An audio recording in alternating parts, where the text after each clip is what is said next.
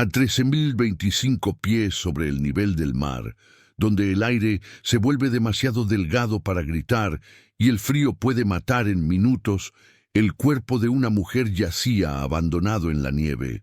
Su compañera de escalada había descendido sola, diciendo a los rescatistas que estaba muerta. Pero cuando el equipo de recuperación llegó a ella 17 horas después, descubrieron algo que sacudiría al mundo del montañismo hasta sus cimientos. Kerstin Gurtner todavía estaba viva cuando fue dejada atrás. La mañana del 13 de agosto de 2009 amaneció despejada sobre los Alpes austriacos. Condiciones perfectas, del tipo que atrae a escaladores de toda Europa para ponerse a prueba contra uno de los picos más traicioneros de la cordillera de Ötztal. Entre ellos estaba Kerstin Gurtner, una gerente de marketing de 36 años de Innsbruck, con cabello rubio hasta los hombros y una risa contagiosa que sus amigos luego dirían a la policía que nunca podrían olvidar. Kerstin no era una novata. Llevaba 8 años escalando, había coronado múltiples cumbres en los Alpes y abordaba el deporte con la precisión metódica que aplicaba a cada aspecto de su vida.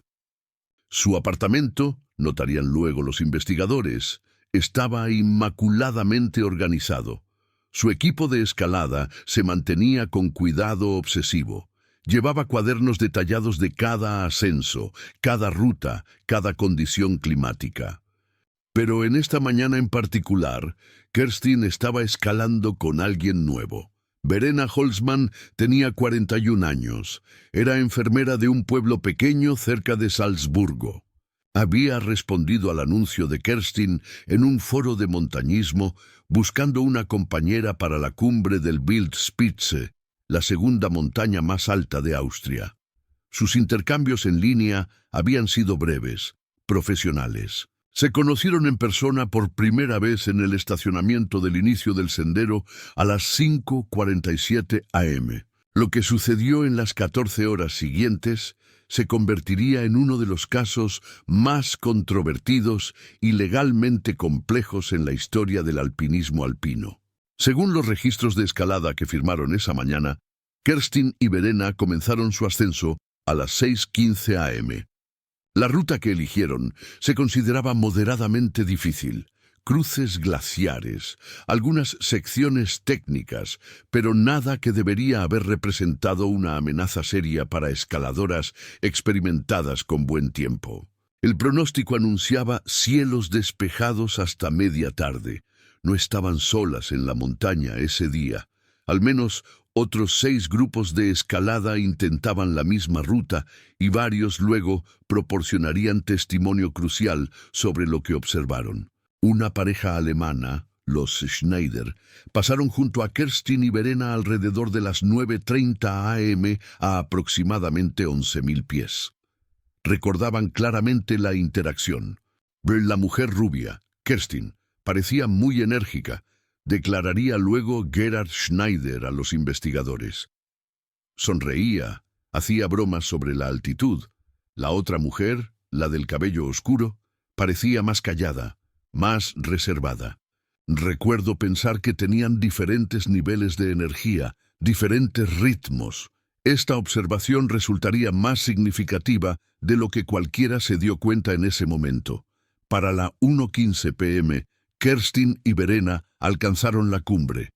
Tomaron fotografías, las tomas triunfales estándar que todo escalador captura en la cima. En estas imágenes, ambas mujeres sonríen con los brazos alrededor de los hombros de la otra, la vasta extensión de los Alpes austriacos desplegándose detrás de ellas en todas direcciones. El rostro de Kerstin está sonrojado por el esfuerzo y la emoción.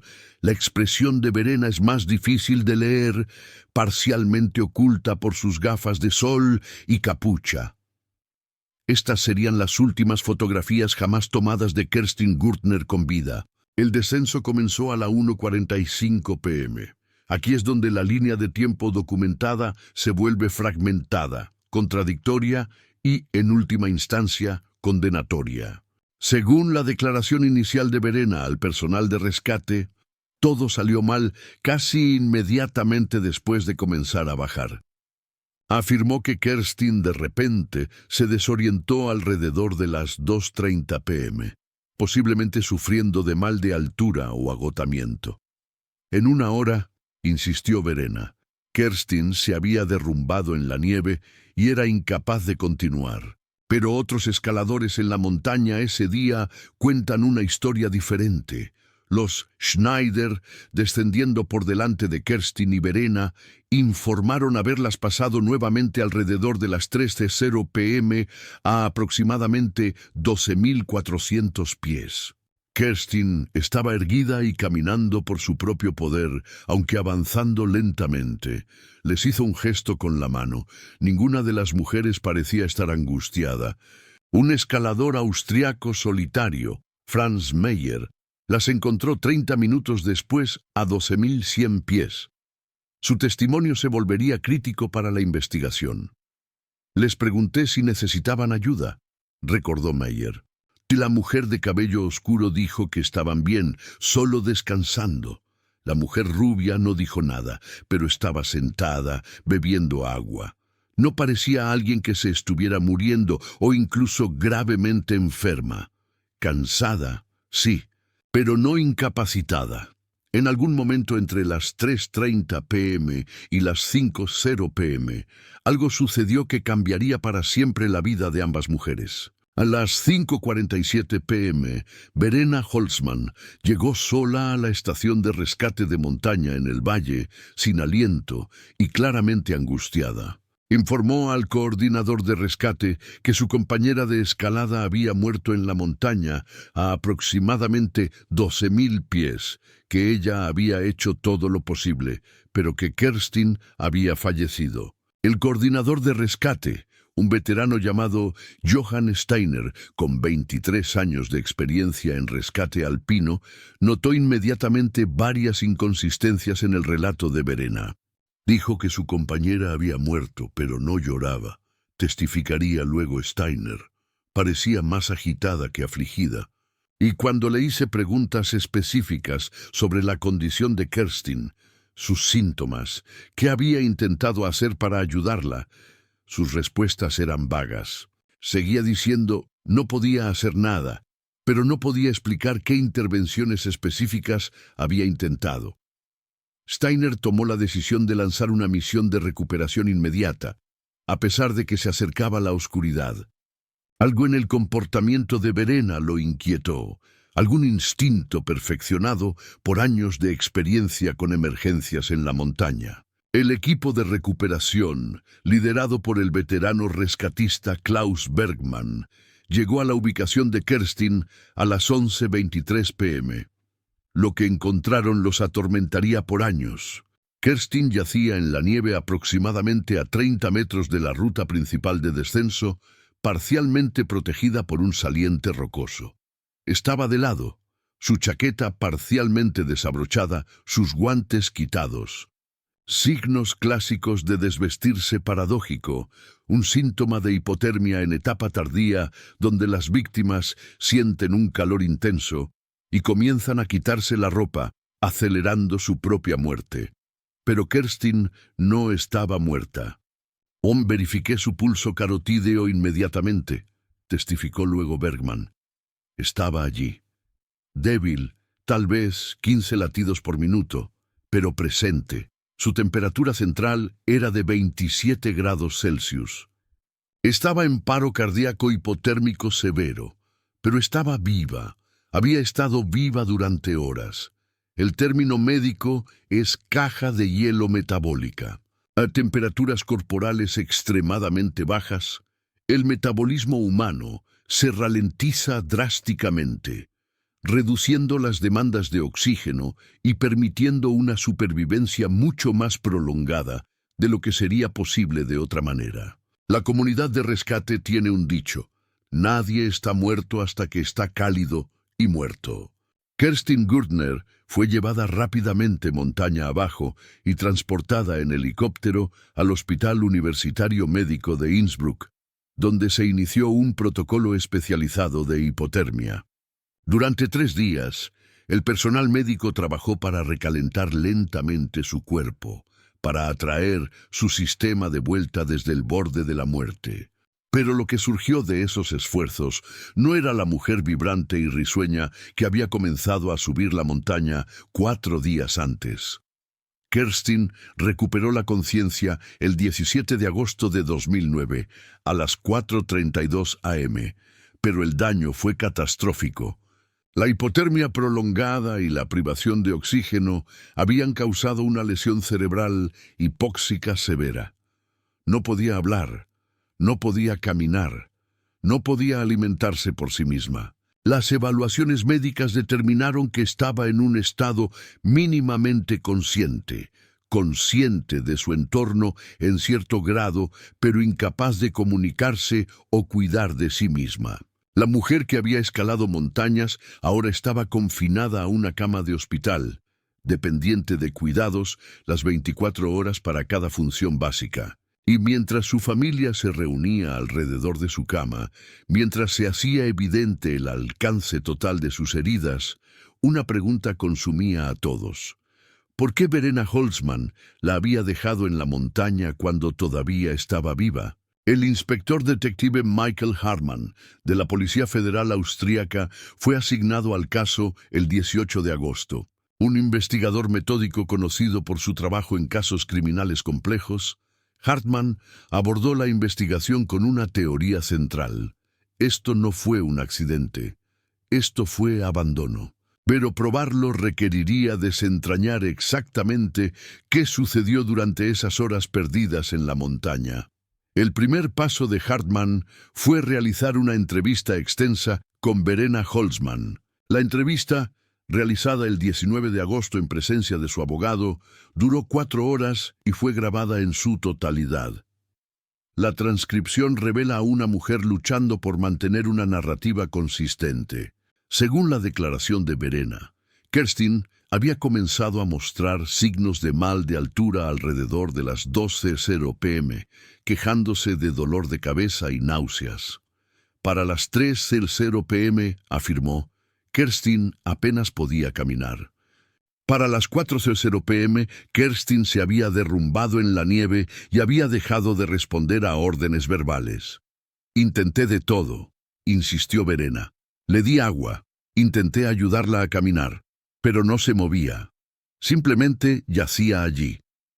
Pensé que se estaba muriendo, pensé que ya estaba muerta, pero cuando se le presionó por detalles, el relato de Verena se desmoronó. No podía explicar por qué no había llamado antes para pedir ayuda usando su teléfono móvil, que tenía señal en múltiples puntos del descenso. No podía explicar por qué había movido a Kerstin 30 metros fuera de la ruta principal, haciendo que fuera más difícil de encontrar. No podía explicar por qué le había quitado los guantes a Kerstin y parcialmente desabrochado su chaqueta, acciones que acelerarían la hipotermia.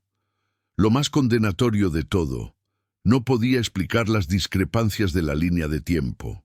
Si Kerstin se había derrumbado a las 4:00 p.m., como afirmaba Verena, y Verena había llegado a la estación de rescate a las 5:47 p.m., eso significaba que había descendido aproximadamente 2000 pies verticales en menos de 2 horas. Sola, asustada, supuestamente devastada por la muerte de su compañera, escaladores experimentados, consultados por los investigadores, calcularon que este tiempo de descenso era imposiblemente rápido, a menos que Verena se hubiera estado moviendo con propósito, con urgencia, sin demoras por intentos de rescate. Ella no estaba intentando salvar a su compañera, concluyó Hartmann. Estaba huyendo de la escena. A medida que Hartmann profundizaba, comenzó a surgir una imagen perturbadora, no de un trágico accidente, sino de una relación que se había agriado casi desde el momento en que las dos mujeres se conocieron. El cuaderno de escalada de Verena, incautado durante un registro de su hogar, contenía entradas reveladoras. En la mañana de la escalada, antes de siquiera comenzar, Verena había escrito: «La nueva compañera parece demasiado confiada. Me preocupa. Puede no ser tan experimentada como afirma, pero el cuaderno de Kerstin, mantenido con su característica precisión, pintaba una imagen muy diferente. Su entrada final, escrita en la cumbre, anotaba: "Ve, lucha con el ritmo". Múltiples paradas de descanso, preocupada por el tiempo del descenso. Los investigadores entrevistaron a los otros escaladores que habían estado en la montaña ese día, reconstruyendo minuto a minuto el descenso. Lo que descubrieron era escalofriante. Según el testimonio de Franz Meyer, cuando se encontró con las dos mujeres a las 3:30 p.m., había tensión entre ellas. La mujer de cabello oscuro parecía irritada, recordó Meyer. No dejaba de mirar su reloj. La mujer rubia se movía más lento, pero estaba bien. Estaban teniendo lo que parecía una discusión sobre algo. Otros dos escaladores, descendiendo paralelos a la ruta de Kerstin y Verena, informaron haber escuchado voces elevadas alrededor de las 4:15 p.m. No podían distinguir las palabras, pero el tono era claramente de discusión. Luego, a las 4:47 p.m., un grupo de escaladores suizos fotografió el lejano paisaje de la montaña. Cuando los investigadores mejoraron la imagen, dos figuras eran visibles en el fondo a aproximadamente 12.000 pies. Una estaba de pie. La otra estaba sentada o acostada en la nieve. La figura de pie parecía estar alejándose. El momento era devastador para la defensa de Verena.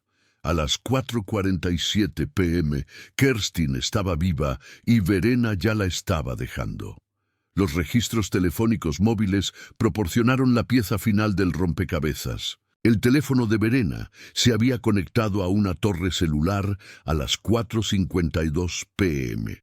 En esa ubicación y elevación habría tenido señal para llamar a pedir ayuda. Pero sus registros telefónicos no mostraban llamadas salientes hasta que llegó al valle a las 5:47 p.m. Durante 55 minutos, mientras Kerstin yacía congelándose en la montaña, Verena tuvo la capacidad de pedir rescate, pero eligió no hacerlo. ¿Pero por qué? ¿Qué podría llevar a alguien a abandonar a un compañero escalador para que muriera solo en la nieve? La respuesta, descubrieron los investigadores, estaba en la compleja psicología de las asociaciones en la montaña y un conflicto de personalidad que había escalado más allá de lo razonable. A través de entrevistas con personas que conocían a Verena, surgió un patrón.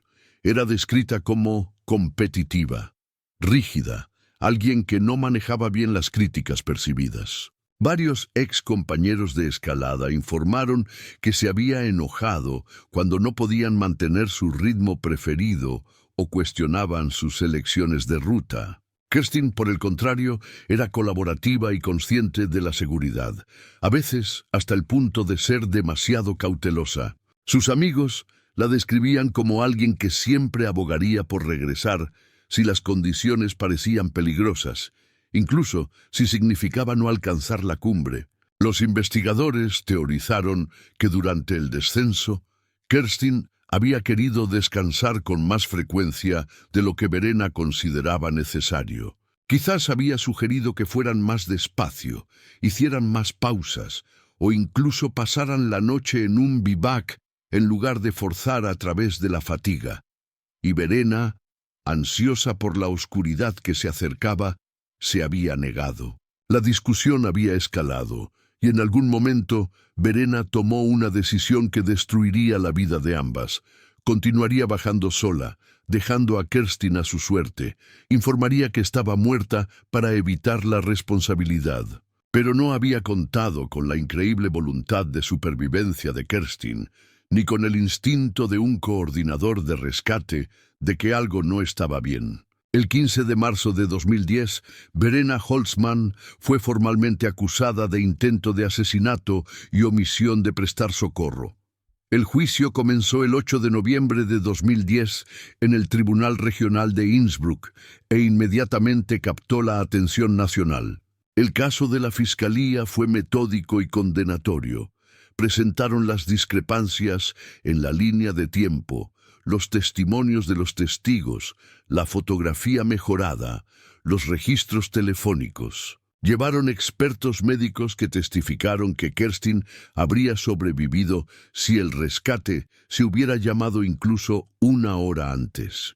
La acusada tuvo múltiples oportunidades de salvar la vida de Kerstin Gurner, argumentó la fiscal jefe Andrea Meisner. Eligió no hacerlo y luego mintió al respecto, afirmando que Kerstin ya estaba muerta cuando la dejó. Esto no fue negligencia. Esta fue una decisión consciente de dejar morir a otro ser humano. La defensa, liderada por el destacado abogado Dr. Stefan Kohler, argumentó que Verena realmente creía que Kerstin estaba muerta o más allá de salvarse. Presentaron testimonios de expertos sobre los efectos psicológicos de la altitud y el estrés, sugiriendo que Verena había estado en shock y no pensaba con claridad. «Mi cliente no es una asesina», argumentó Kohler. Es una mujer que cometió un error trágico bajo las circunstancias más extremas imaginables. Entró en pánico. Tomó la decisión equivocada, pero no tuvo la intención de que Kerstin muriera. El testimonio más emocionalmente devastador vino de la madre de Kerstin, Elisabeth Gurtner, una maestra de escuela jubilada a la que tuvieron que ayudar a subir al estrado. «Mi hija está viva, pero se ha ido», dijo con la voz quebrada. «Yace en esa cama de hospital y a veces veo reconocimiento en sus ojos, algún destello de la persona que solía ser, pero no puede hablar. No puede decirnos qué pasó en esas horas que estuvo sola en la montaña. No puede decirnos si estaba consciente, si estaba pidiendo ayuda, si entendió que había sido abandonada. Ese no saber es su propio tipo de infierno». Pero quizás el testimonio más convincente vino de Klaus Bergmann, el líder del equipo de rescate que había encontrado a Kerstin. «He estado haciendo rescate de montaña durante 26 años», dijo Bergmann. «He recuperado docenas de cuerpos. Sé cómo se ve la muerte en una montaña. Y cuando llegamos a Kerstin Gurtner, ella no estaba muerta. Su corazón latía. Era viable para rescate. Si Verena Holzman nos hubiera llamado incluso 2 horas antes, Kerstin probablemente se habría recuperado por completo. En cambio, esperó hasta que ella misma estuvo a salvo fuera de la montaña. Eso no es pánico, eso es autopreservación calculada». El juicio duró 3 semanas. El jurado deliberó durante 11 horas. El 2 de diciembre de 2010, el jurado regresó con un veredicto dividido que no satisfizo a nadie.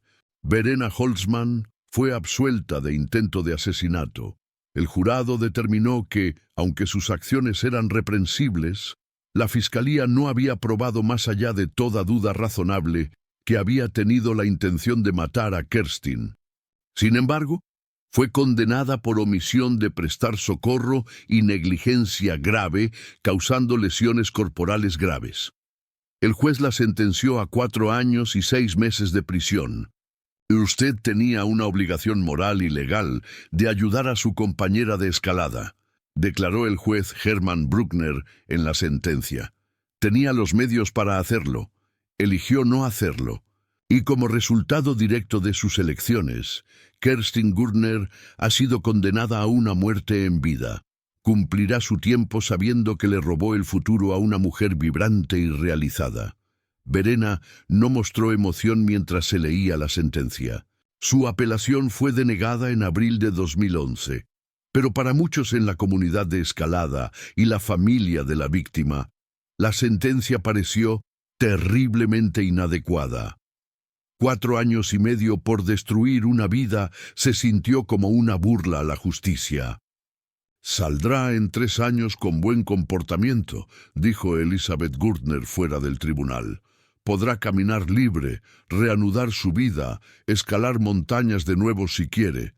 Mi hija pasará el resto de su vida en un centro de cuidados, encerrada en un cuerpo que ya no funciona, una mente que ya no puede comprender plenamente el mundo que la rodea». ¿Dónde está la justicia en eso? Verena Holzman fue liberada de prisión el 17 de marzo de 2014, después de cumplir 3 años y 3 meses. Se mudó a Alemania, cambió su nombre y no ha hablado públicamente sobre el caso desde su liberación. Kerstin Gürtner permanece en un centro de cuidados a largo plazo especializado en Innsbruck. Ahora con 41 años, requiere atención médica constante. Según su familia, ha mostrado una mejora mínima desde 2009. Puede seguir el movimiento con los ojos y ocasionalmente emite sonidos que podrían ser intentos de comunicación, pero no puede hablar, caminar o cuidar de sí misma de manera significativa. Sus gastos médicos están cubiertos por una combinación de seguro, apoyo gubernamental y un fondo de compensación para víctimas, pero ninguna cantidad de dinero puede restaurar lo que le fue quitado en esa montaña. El caso desató un intenso debate dentro de la comunidad internacional de escalada sobre la ética de las asociaciones y las obligaciones legales. Muchas organizaciones de escalada desde entonces han actualizado sus códigos de conducta para establecer explícitamente que los escaladores tienen un deber legal y moral de ayudar a los compañeros en peligro y que el abandono puede constituir responsabilidad penal. El Club Alpino Austriaco implementó nuevas regulaciones que requieren que los escaladores llegan balizas de localización de emergencia en todos los ascensos de gran altitud y registren planes de escalada detallados con contactos de emergencia. Pero quizás el cambio más significativo ha sido cultural. Los escaladores experimentados que entrenan a otros ahora enfatizan repetida y enfáticamente que elegir un compañero de escalada es una de las decisiones más importantes que puedes tomar. Ese compañero literalmente tendrá tu vida en sus manos, y tú tendrás la de ellos. La habilidad importan, dice el guía de montaña Andreas Weber, que ha estado liderando expediciones alpinas durante 20 años. El equipo importa, el clima importa, pero el carácter importa más que nada. ¿Puedes confiar en esta persona cuando todo sale mal? ¿Se quedará contigo en los peores momentos o se salvará a sí misma y te dejará atrás? Kerstin Gürtner aprendió la respuesta a esa pregunta de la manera más cruel posible. A pesar de la condena, muchas preguntas permanecen sin respuesta, atormentando a todos los conectados con el caso. ¿Qué se dijo exactamente durante esa discusión en la montaña? ¿Qué palabras específicas se intercambiaron que llevaron a Verena a tomar la decisión de irse? Kerstin, en sus últimos momentos conscientes, entendió que había sido abandonada. Intentó pedir ayuda.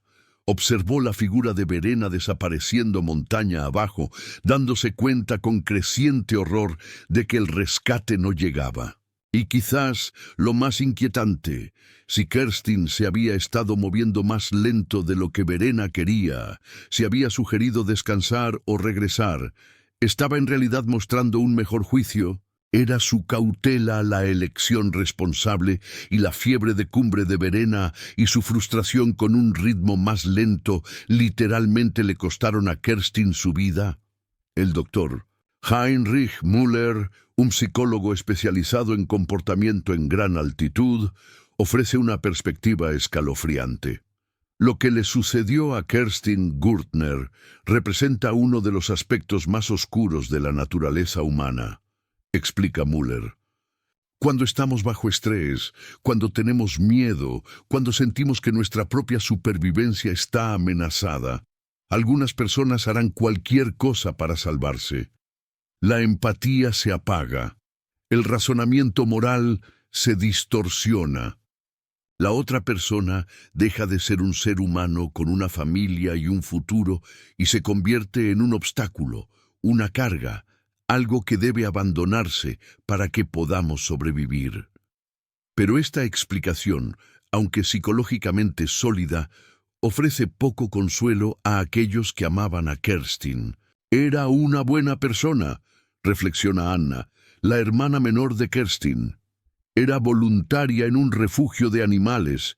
Era mentora de escaladores más jóvenes. Revisaba a vecinos mayores durante las tormentas. Y alguien la dejó congelarse hasta la muerte en una montaña porque se movía demasiado lento. ¿Cómo le encuentras sentido a eso? ¿Cómo vuelves a confiar en alguien jamás? Hoy en día, los escaladores que ascienden al Wildspitze a veces se detienen aproximadamente a 12.000 pies, donde se ha colocado una pequeña placa conmemorativa por la familia de Kerstin. Dice simplemente, Kerstin Gurtner, escaladora, abandonada aquí el 13 de agosto de 2009, nunca olvidada.